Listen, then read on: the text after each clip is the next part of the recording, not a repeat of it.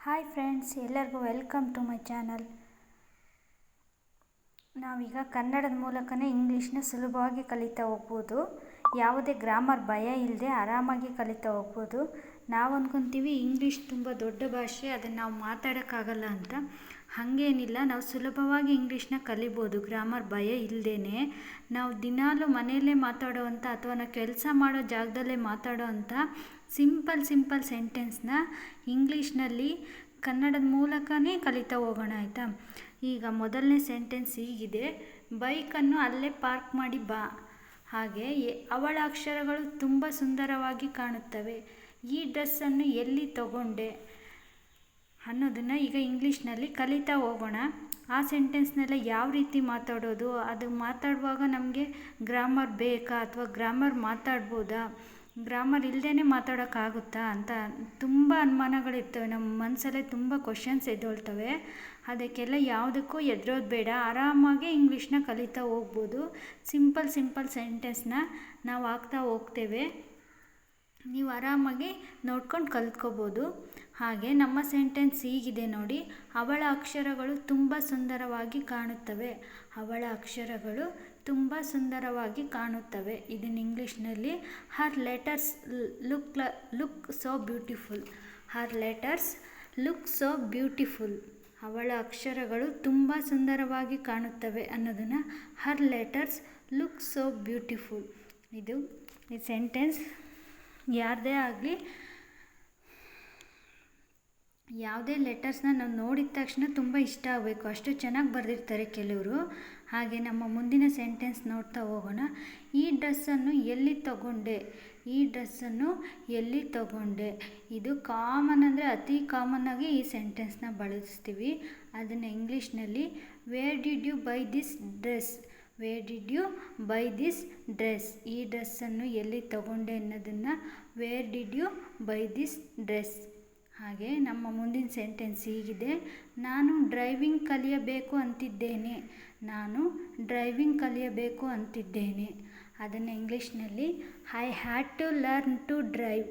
I had to learn to drive. ನಾನು driving ಕಲಿಯಬೇಕು ಅಂತಿದ್ದೇನೆ ಅನ್ನೋದನ್ನು I had to learn to drive. ಈಗಿನ ಕಾಲದಲ್ಲಿ ಡ್ರೈವಿಂಗ್ ಕಲ್ತಿದ್ರೆ ನಾವು ಎಲ್ಲಿ ಬೇಕಾದರೂ ಆರಾಮಾಗಿ ಹೋಗಿ ಬರ್ಬೋದು. ಬೇರೆಯವ್ರ ಹೆಲ್ಪ್ ಇಲ್ಲದೇ ನಾವು ಡ್ರೈವಿಂಗ್ ಅನ್ನೋದು ಕಲ್ತಿದ್ರೆ ಬೇರೆಯವ್ರ ಹೆಲ್ಪ್ ಇಲ್ದಂಗೆ ನಾವು ಎಲ್ಲಾದರೂ ಹೋಗಿ ಬರ್ಬೋದು. ಈ ಬೆಂಗಳೂರಂಥ ಸಿಟೀಲಿ ನಾವು ಬಸ್ ಹತ್ಕೊಂಡು ಹೋಗಿ ಬರೋದು ತುಂಬಾ ಕಷ್ಟ. ಹಾಗಾಗಿ ಡ್ರೈವಿಂಗ್ ಕಲ್ತಿದ್ರೆ ತುಂಬ ಒಳ್ಳೆಯದು. ಹಾಗೆ ನಮ್ಮ ಮುಂದಿನ ಸೆಂಟೆನ್ಸ್ ಹೀಗಿದೆ: ಕೆಲಸದ ವಿಚಾರದಲ್ಲಿ ನಾನು ಯಾರನ್ನೂ ನಂಬುವುದಿಲ್ಲ. ಕೆಲಸದ ವಿಚಾರದಲ್ಲಿ ನಾನು ಯಾರನ್ನೂ ನಂಬುವುದಿಲ್ಲ. ಇದನ್ನು ಇಂಗ್ಲೀಷಲ್ಲಿ I don't trust anyone when it comes to work. I don't trust anyone when it comes to work. ಅಂದರೆ ನಾವು ಕೆಲಸ ಅಂತ ಬಂದಾಗ ಯಾರನ್ನೂ ನಂಬೋದಿಲ್ಲ. ನಮ್ಮ ಕೆಲಸ ಏನು ಅದನ್ನು ನಾವು ಪರ್ಫೆಕ್ಟಾಗಿ ಮಾಡಬೇಕು ಅಂದ್ಕೊಂಡಿರ್ತೀವಿ.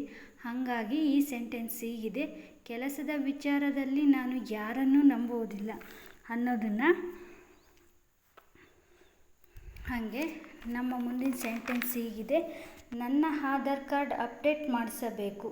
ನನ್ನ ಆಧಾರ್ ಕಾರ್ಡ್ ಅಪ್ಡೇಟ್ ಮಾಡಿಸಬೇಕು.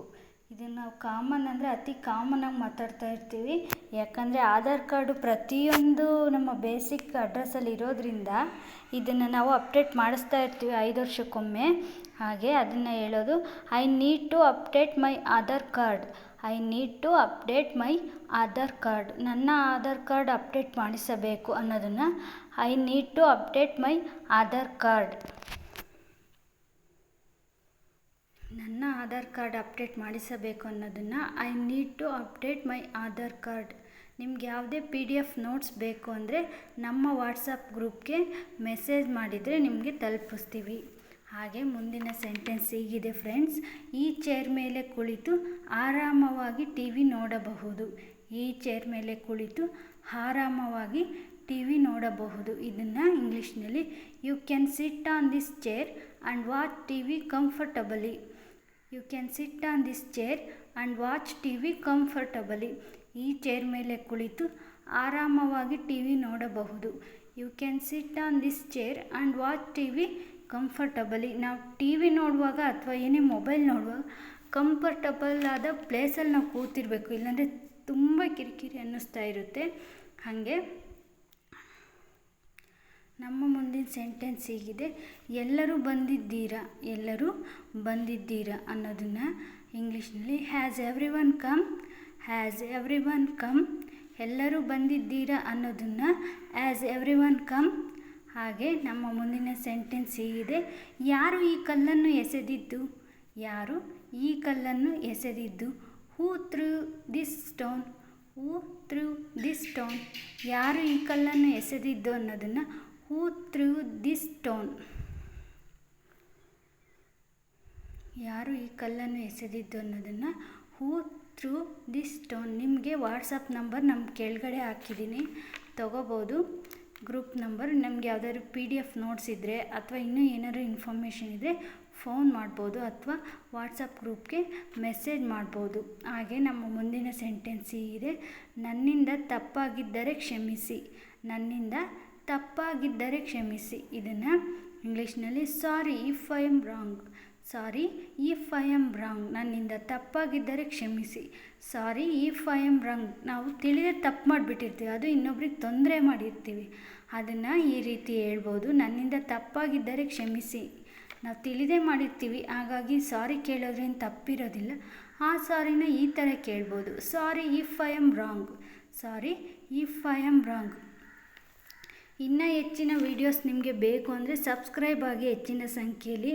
ನೀವು ಏನು ಮಾಡ್ತಾಯಿದ್ದೀರ ಅಂದರೆ ಹೆಚ್ಚಿನದಾಗಿ ವ್ಯೂಸ್ ಮಾಡ್ತಾಯಿದ್ದೀರ, ಬಟ್ ಯಾರೂ ಸಬ್ಸ್ಕ್ರೈಬ್ ಆಗ್ತಿಲ್ಲ ಅಥವಾ ಲೈಕ್ ಮಾಡ್ತಿಲ್ಲ, ಕಮೆಂಟ್ಸ್ ಮಾಡ್ತಿಲ್ಲ, ಶೇರ್ ಮಾಡ್ತಿಲ್ಲ.